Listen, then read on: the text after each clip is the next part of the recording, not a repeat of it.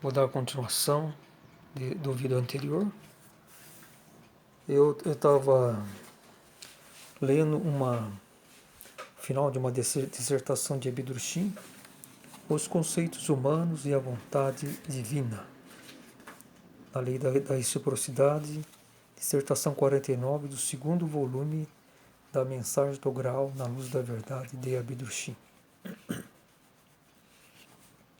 Eu estava refletindo um pouco, eu fiz a leitura da última página dessa dissertação, uma dissertação tem 4 páginas, e estava falando uma reflexão sobre a questão do ser humano. É um trecho, quer dizer, um parágrafo dessa dissertação que diz o seguinte: desde a crucificação de Jesus Cristo de Nazaré, apenas o que progrediu, e isso em função dos êxitos exteriores, foi a presunção de sempre se querer saber mais, ainda mais.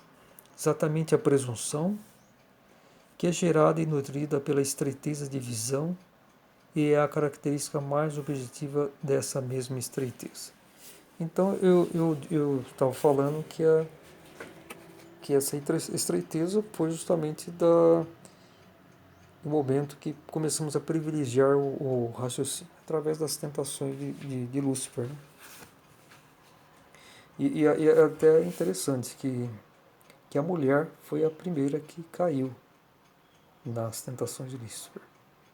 Porque a mulher é mais intuitiva, né? Ela está vamos supor, meio degrau acima do homem assim, em termos de espiritualidade, porque ela conserva, animicamente ela é mais forte, mais intuitiva, ela consegue alcançar um degrau acima. Mas, por outro lado, por causa dessa influência que ela tem com a parte anímica, com o mundo do além-matéria, mais do que a masculinidade, que ela é mais grosseira, ele vem mais para atuar materialmente. Né? Ele vai à frente, enquanto a mulher protege as costas, vamos dizer assim, do homem. A mulher terrena, a função primordial dela, né? Assim é para, em relação ao homem, masculinidade, não deixar que ele deixe, vamos dizer, de ansiar pelo retorno à pátria, às coisas espirituais, através da pureza da mulher, da sua beleza, né? Desde que ela proteja em si esse sagrado amor que Deus Pai depositou nela, amor e pureza, né? Porém, por ela ser intuitiva, foi ela que primeiro se abriu às influências das trevas, de Lúcifer. O homem não conseguiria. Então, Lúcifer, consciente dessa importância da mulher, é fundamental, né? A mulher é mais fundamental ainda do que o homem na criação posterior, por causa dessa ligação à luz, né? E, enfim, então ele sabia que se ele conquistasse a mulher, aí ele teria a humanidade nas suas mãos, porque se ela conquistasse o homem, ia cair da mesma forma. E o homem, ele sabia que ele não conseguiria, dificilmente conseguiria tentar o homem para que ele caísse. Não, ele tinha que primeiro conquistar, né? Conquistar a mulher com as suas palavras mentirosas, as adulações, e conseguiu, infelizmente conseguiu. Então, lamentavelmente, é necessário dizer que tudo de ruim que tem na Terra, tudo pecado, tudo que surgiu, a culpa é quase que exclusivamente da mulher. Pode-se dizer 99,9% da culpa é da mulher. De todo o mal que existiu, de todo o pecado. Do sucesso de Lúcifer. Foi a mulher terrena que propiciou o sucesso de Lúcifer aqui. Se a mulher não tivesse caído, o Lúcifer acho que já teria desistido. Já teria desistido, porque não teria como. Ele inicialmente ele influenciou espíritos no reino espiritual. Amfortas, por exemplo, ele era um cavaleiro do Graal. Ele, no reino espiritual, não aqui na Terra. E então ele era o sacerdote, rei do reino espiritual. E ele foi o primeiro que caiu sob a influência de Lúcifer. Mas depois ele percebeu o erro. Então ele não foi condenado, vamos dizer assim. Ele apenas perdeu o cargo de superior entre os cavaleiros do Graal no reino espiritual. E porque a culpa dele foi considerada, vamos supor, leve. Mas ele continuou como um dos cavaleiros. E depois Pársavo, o rei dos reis, filho do homem, no ápice da criação primordial, depois ele peregrinou até a Terra, quer dizer, em toda a criação, até chegar à Terra de matéria grosseira. Bom, então estamos falando sobre o pecado, né, o raciocínio, que o ser humano está na Terra há 3 milhões de anos e existe em período de desenvolvimento, das centelhas em desenvolvimento, que somos nós, através das encarnações.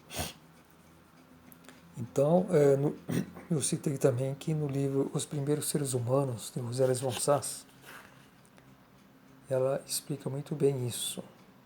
Os Primeiros Seres Humanos, de Rosélia von Sass. Ditada pela Ordem do Graal na Terra, www.graal.org.br.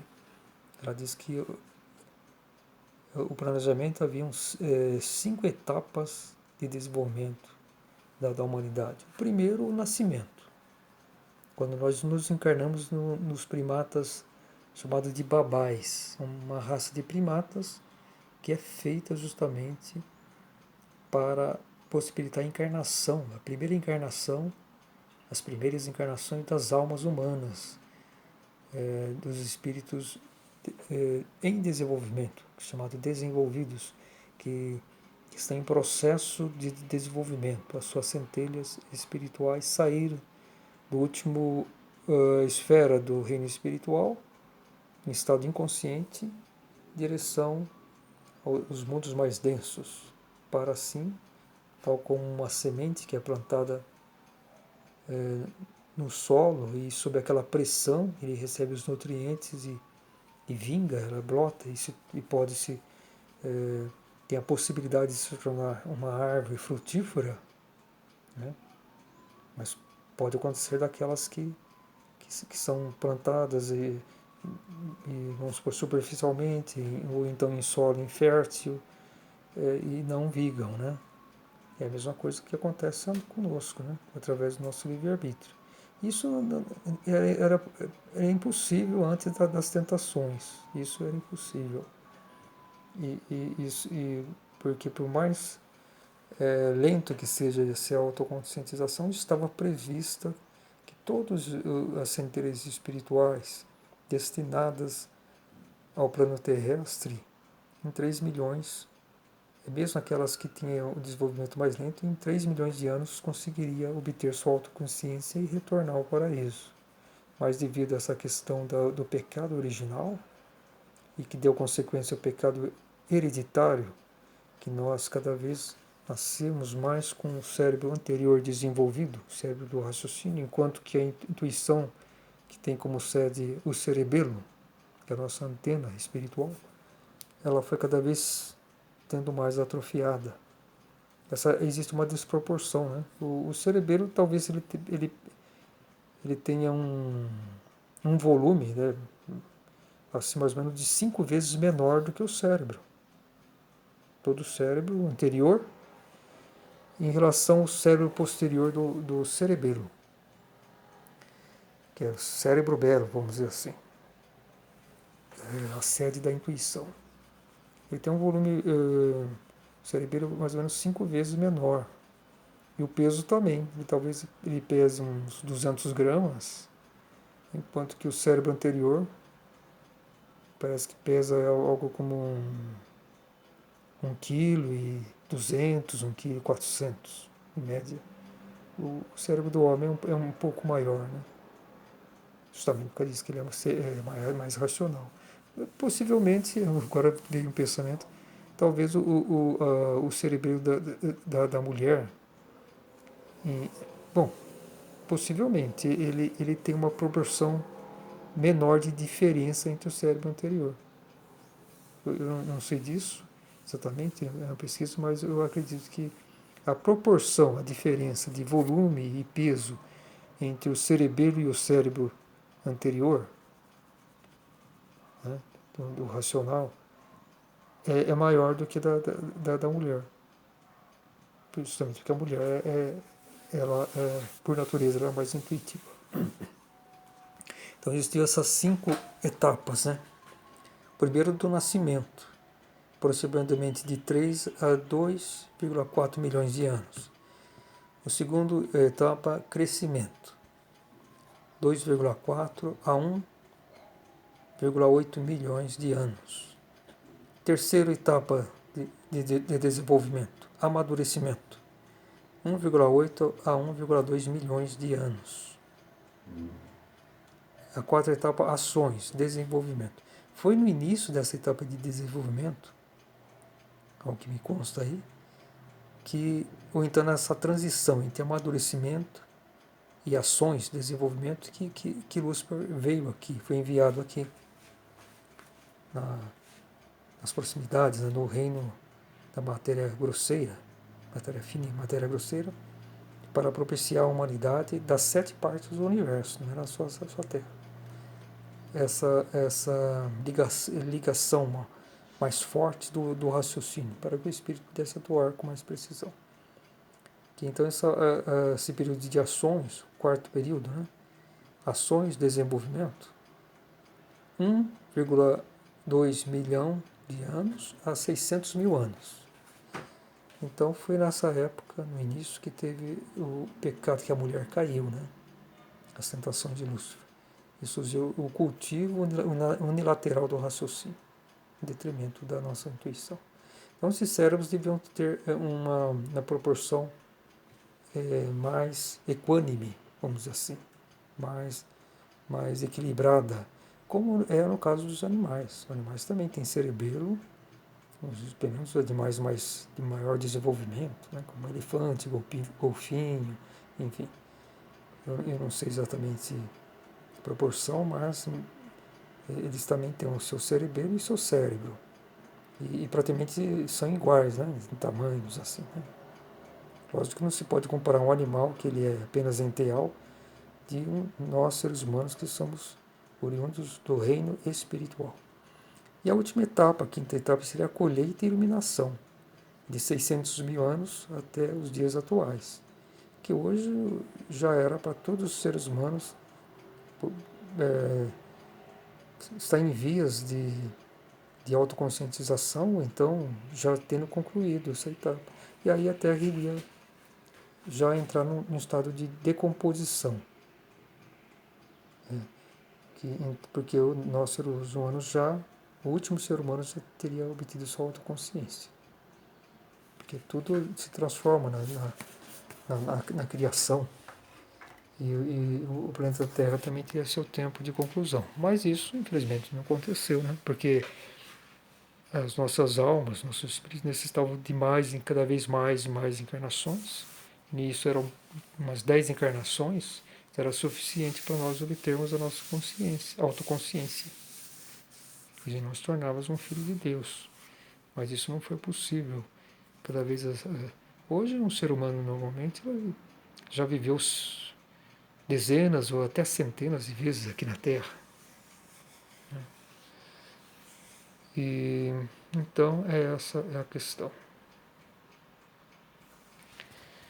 E foi nesse solo que durante 2 milênios se foi tornando cada vez mais fértil que brotaram as concepções humanas atuais, que atuam de modo decisivo e devastador, enquanto os homens, ignorantes, por sua vez, se vão deixando enliar cada vez mais, envolvendo-se assim numa fatalidade horrenda. Até agora, quase ninguém se dá conta claramente da quantidade de pessoas que, não raro de boa fé, atraem os maus efeitos de uma corrente recíproca por causa de concepções falsas, isto é, por violarem as leis divinas. O número é grande e muitos se dão ao desplante de se orgulharem disso, até que um dia, tomados de pânico desesperador, terão que enxergar a verdade de modo bem diferente do que suas convicções supunham. Então você vê que aqui na Terra a humanidade é praticamente escrava do raciocínio. Praticamente metade da humanidade ela não pertence às trevas, ela está completamente condenadas. E são, vamos supor, servos de Lúcifer, ou seja, tem um X na testa, porque nós originalmente devem ter uma cruz, pequena cruz isósceles aqui, barras brilhando, que significa sermos servos de Deus, sermos adeptos, que amamos Deus, privilegiamos Ele em tudo, ou seja, amar a Deus acima de tudo, é o primeiro mandamento, acima de todas as coisas, de todas as pessoas, enfim. E o raciocínio nos torna escravo, né? A prevalência do raciocínio. E aquele que é servo de Lúcifer, que é talvez a maior parte da humanidade, ele não tem mais jeito, ele já está condenado. Ele já é um morto, é um morto-vivo, porque ele ainda aquela centelha espiritual ainda permite aquela ligação entre o espírito, a alma e o corpo terreno. E ainda conseguiram, pela baixa influência, baixa pensamento humano, possibilitaram eles se encarnarem novamente. Mas eles são as pessoas das trevas. Muitos também se perdem. Às vezes ele até não era um ser humano com tanta karma, mas se perdeu nas trevas, porque isso é um risco muito grande, principalmente agora no juízo final. Que quando o grande cometa ele vai se aproximando, ele vai, o magnetismo dele vai separando o joio do trigo. Porque, vamos supor, o grande cometa é uma espécie de espada do juízo final. Espada do Senhor da Pirâmide, Emmanuel Abdrushim, o Espírito Santo. Ele é a vontade e a justiça de Deus. Enquanto Jesus Cristo é o amor de Deus. Ele prevalece principalmente o amor severo. Por isso que ele diz que eu não vim para julgar, eu vim para salvar. Quem julga é o Filho do Homem, é o Espírito da Verdade. Isso não se cognominou também como Filho do Homem. Ele prometeu o Filho do Homem, que é o Espírito da Verdade, o Consolador, o Espírito Santo.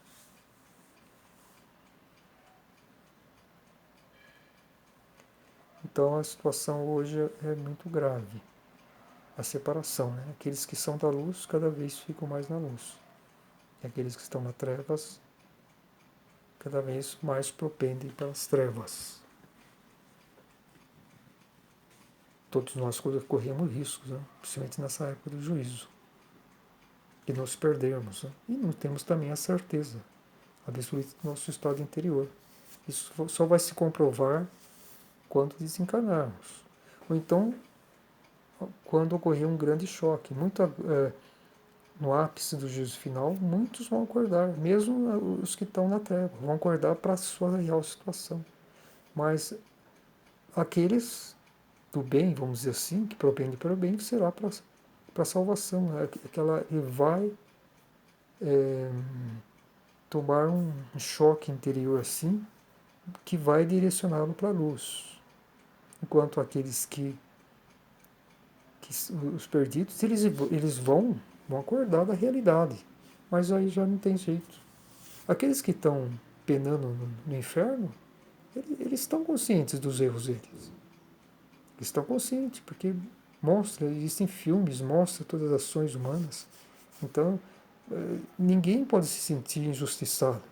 Ninguém que está lá no inferno, em processo de decomposição, não tem mais volta. Quem cai no inferno não tem mais volta.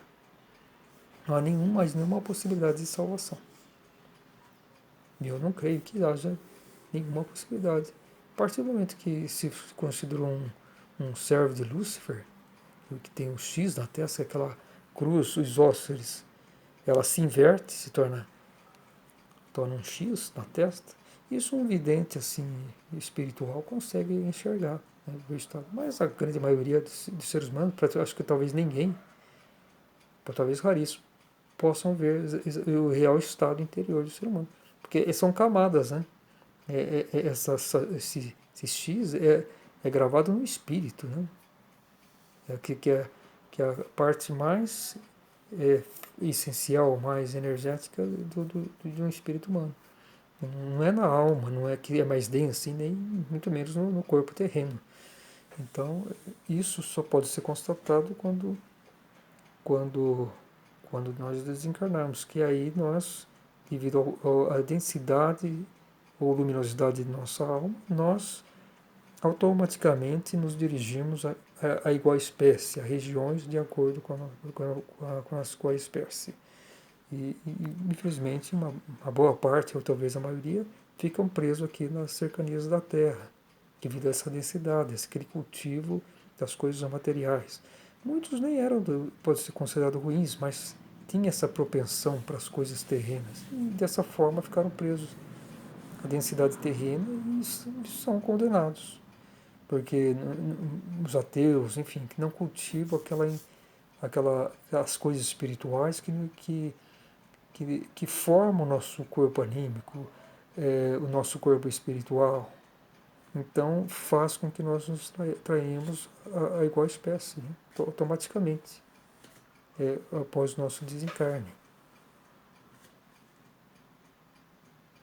Então, todos um dia vão concordar, ninguém vai se sentir injustiçado, porque vai ver as próprias ações, as muitas oportunidades que tivemos, o que nós desperdiçamos. Hoje, quando nós refletimos, né, a gente pensa com quanta coisa errada, né, já fizemos, eu mesmo, né, eu estou fazendo uma reflexão, quanta coisa eu já fiz. Eu tenho 58 anos, né, não sei das minhas outras vidas anteriores, o quanto eu adquiri ou não de karma, o quanto que eu tenho ou não de resgatar, mas nossa vida, eu sei muitas coisas que eu agei errado, né, e, talvez mais inconscientemente, ou por teimosia, mas eu não sei até que ponto esse erro pode ter me condenado ou não. Às vezes um erro te ajuda a você acordar para uma realidade maior. Enfim, creio que eu esteja no caminho certo, né? Que eu vou ser salvo. E é o que desejo a todos, né? Nossos irmãos espirituais. É isso que nós desejamos e trabalhamos para isso, para a elucidação espiritual do ser humano, o abandono de crença cega, falsa. A religião cristã hoje se tornou uma religião luciferiana, devido justamente a essa propensão de seus adeptos para o raciocínio, a presunção, a ganância. Poucos entre os chamados cristãos, ditos cristãos, autodenominados cristãos, vão se salvar, porque estão na crença cega. Não foram capazes de reconhecer o Espírito da Verdade. Manuel Abdruchin, sua obra A Mensagem do Graal, a obra de salvação, derradeira salvação, na luz da verdade.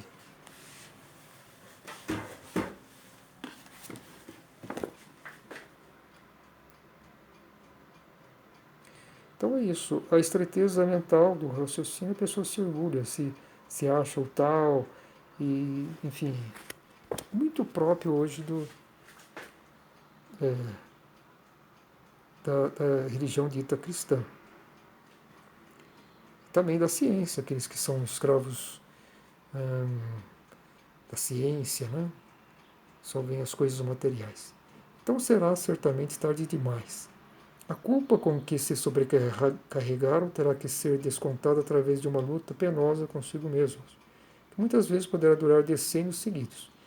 Pode durar decênios seguidos, caso ainda haja tempo para uma encarnação terrena, mas hoje já não existe, né? Porque praticamente, muito possivelmente, estamos nos últimos momentos aí da conclusão do juízo, separação do joio de trigo. Então, não tem mais, né?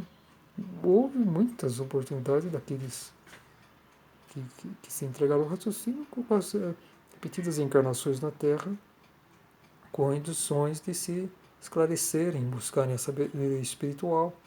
Oportunidades sempre temos, mas geralmente essas pessoas se aferravam cada vez mais às coisas da terra, às coisas materiais, às coisas do raciocínio, esquecendo a espiritualidade que vem do, da intuição. A intuição é a grande chave para a nossa autoconsciência espiritual, para cumprirmos corretamente a vontade de Deus, honrarmos esse privilégio de sermos seres humanos. Né?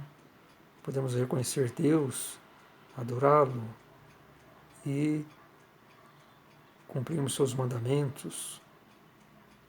Aliás, por falar nos 10 mandamentos, o Bedruchin também escreveu os 10 mandamentos e o Pai Nosso. É um livro que a editora Ordem do Graal publica. Lá está a verdadeira interpretação, clareza dos 10 mandamentos, que foi ele próprio. Foi ele próprio que entregou a Moisés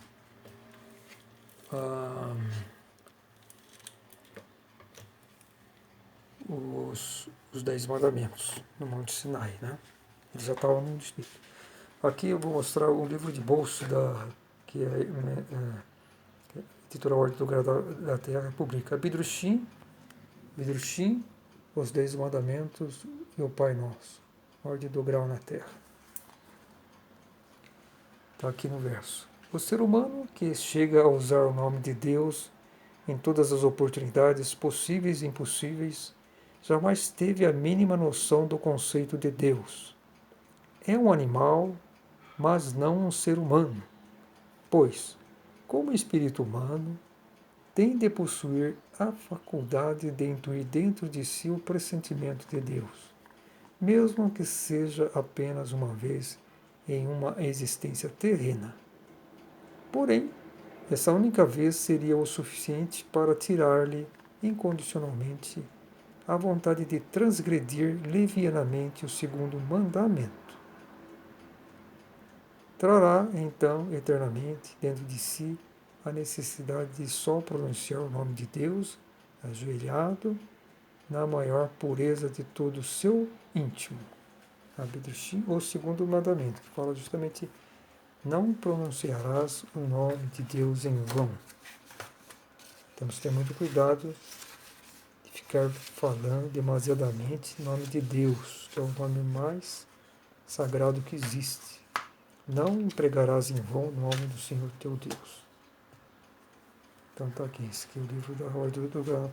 Esse livro de bolso, aliás, é muito baratinho, né? Me parece que está com preço de uns R$ 15.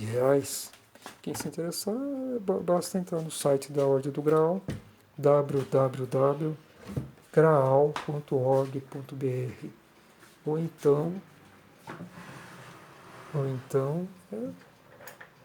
comprar pela internet, ou então pedir em alguma livraria. E além da mensagem do Graal, a Ordem do Graal publica também 2 livros de Bedruchin muito importantes, que é essa aqui, Bedruchin, Respostas a Perguntas, que quando ele começou a escrever as dissertações, publicá-las, de 1923 a 1938, então muitos adeptos faziam perguntas, né? Leitores, né? E a Bedruchin esclarecia essas perguntas. Aqui a coletânea de perguntas é coletânea de perguntas respondidas por Bedruchin no período de 1924 a 1937. As respostas são de proveito geral, dada a profundidade com que cada tema é tratado. Eis alguns assuntos abordados no livro: doações por vaidade, responsabilidade dos juízes, frequência às igrejas. Existe uma providência? que é verdade? Morte natural e morte violenta. Milagres de Jesus. Pesquisa do câncer. Ressurreição em carne é possível? Complexos de inferioridade. Os olhos de raio-x. Ainda neste livro são respondidas muitas outras perguntas que esclarecem questões enigmáticas da atualidade. Já vi aqui um tema que é falando sobre ressurreição em carne é possível. Eu já digo que não é possível, né? O corpo de Cristo foi ocultável. E eu sempre falo que, segundo a minha teoria que eu fiz, no fundo da caverna direita, caverna órbita direita do Calvário de Gordo em Jerusalém, porque a pessoa só de estar Calvário de Gordo, Jerusalém, já sabe o que é. No fundo da caverna direita está uma entrada obstruída para o sepulcro oculto de Cristo, que está cavado na rocha, né? Então eu sempre divulgo que explorando, fazendo uma pesquisa arqueológica no fundo da caverna direita do Calvário de Gordon, vai se encontrar a entrada, segundo eu creio, a entrada para esse sepulcro de Cristo. E lá estão os ossos deles preservados. Faz 10 anos que eu elaborei essa teoria e eu a divulgo diversas vezes. Né? Bom, esse vídeo aqui já vamos encerrar. Ele dura mais ou menos uns 30 minutos. Eu só vou mostrar, falei dos 10 mandamentos do Pai Nosso, tem um livro em brochura também. É um livro pequeno, né? É o mesmo que esse livro de bolso, né? Livro de bolso que eu lhe mostrei aí, né? Os 10 mandamentos do Pai Nosso. Então, muita paz, muita luz. Shalom.